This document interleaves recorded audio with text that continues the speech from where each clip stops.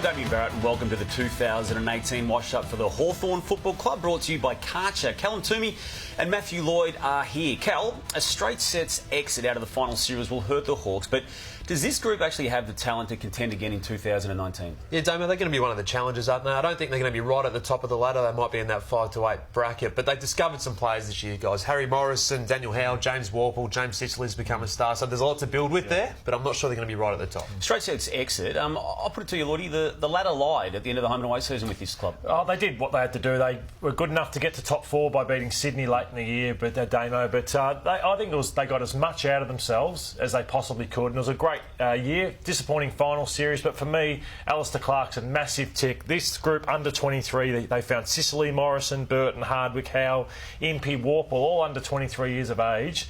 So I think it's a massive tick for their season, for where they've come from. I love what James Warple was able to do too. Picked a little bit later, fell a little bit in the draft. They were worried about his size, whether he'd do it at AFL level, but just smashed it with it straight away. They also had 2 very good wins against the team they like to beat the most, the Geelong Footy Club. The first one was in round 2, and you can see the scoreline there, a 1-point loss. It seems strange to watch a game with Cyril Rioli still involved in it too. As we know, he retired early in the season, and then they did it again back in round 21 as well. This one being won by 11 points on the siren, but they do like beating the Cats, I think, still as much as any team in the comp. They love it. They love it. No, they're pretty important wins to them to get to that top 4 bracket. Look, a bit of a low, like you mentioned, Cyril Rioli there, Damo. I think Hawks fans are still mourning the fact he wasn't out there on the weekend. What a difference he could have made against the Demons last week.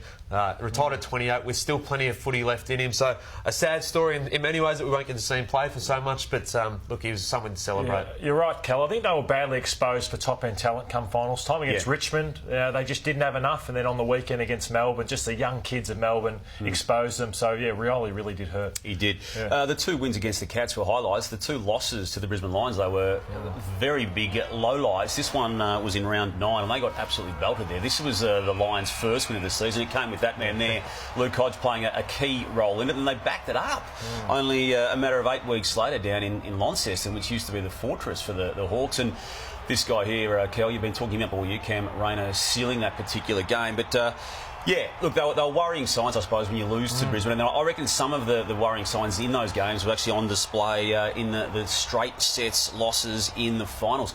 Well, how do you mark him out of 10? I'm a bit harsher on what we're going to see than you guys are. I was actually thinking of giving them an 8, Damo. That's how good I thought they were, but I've given them a 7 for the straight sets finals. I'm 7 as well. I think they exceeded most expectations, had a really good year. I've gone lower than that, 6, because of the straight sets very harsh, of it. No, if you finish top 4 and you go out in straight sets, to me it's only a 6. They were lucky to make the top 4 in many ways, I think, though. They just got in there. They were very good throughout the home and away season. I think you're a bit harsh. I just call it the way it is, Cal. Who cleaned up in 2018 for the Hawks? Cal and I could easily have gone Tom Mitchell, who's most likely to win a Brownlow. He was amazing, but I just wanted to highlight a few lesser lights. This guy went from a defender who I thought is a good, solid player to a defender who could have been, he's probably the most unlucky player to miss the All-Australian. I thought he was huge, and he's gone from being a good player to a great player. I think he rarely gets beaten. He's an intercept marking player now. He doesn't just spoil, he can do this. He hurts players when he needs to, like Fantasia was there. They missed him in the finals as well, didn't they? Yeah, he's a star.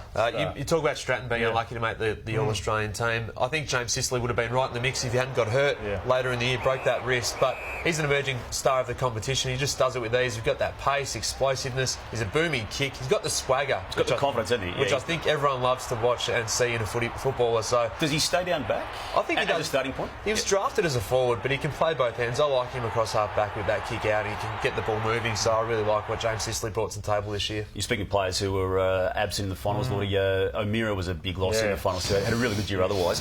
Under pressure for the Hawks going into 2019, clearly in my eyes, Taylor Duray, once a regular player when it came to Hawks selection, found himself in the VFL round 17, didn't get back until O'Meara's unavailability in the semi-final. So, yeah, I think a few question marks on his standing within the club. Yeah, he's obviously played in a couple of premierships there and has been a key part of that defence. I think there's a 1-year offer on the table. Whether he takes or not, we'll wait and see. Yeah, for mine, Damo, I look at they've missed out on Tom Lynch. Ruffy's ageing, yet Schoenmakers and Tim O'Brien just don't do enough as forwards. They tried Schoenmakers, did some nice things, but just drifts out of games too often, and O'Brien's playing VFL footy. O'Brien was an early pick and hasn't come up to the standard that I would expect of him. So hopefully next year, if he's still at the club, he can make that step. But Tim always likes to have a little bit of a laugh on the sidelines. Lloydie, have you found a couple this year? I found this one was very entertaining. Watch Ruffy, he's looking for high fives.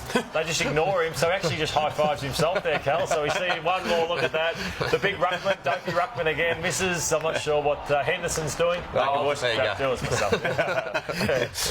They've got areas to improve, clearly, when you go out in straight sets. To me, a pretty key issue before round 1 2019 is just to make sure Alistair Clarkson does sign the deal that's been in front of him now for some time. He's out of contract at the end of next year, and he'll obviously go into 2019, but I reckon they just need to put it to bed before the season starts. Do you think that happens reasonably soon? It looks like that's inching towards happening. I think it would happen, but as always, he's allowed to negotiate his way through certain clauses. He negotiates a few things, though, doesn't he? Yeah. Because he had a coffee with Gill. That was a big talking point. He did, and that's the thing. If anyone doubted who was the most powerful person in the competition, it was him. He actually influenced umpiring decisions for a month after that particular coffee. So, yeah, get him locked away. They need a key defender as well. We talk about Ryan Schoenmakers, whether he can do that role. I'm not sure he can. We saw James Frawley struggle in the final. He's 31 next year. He's been a good pickup. Brand and Mira probably haven't cut it just yet. Is that the reason they go for Stephen Mays? Are they the sleeper in the Stephen May chase?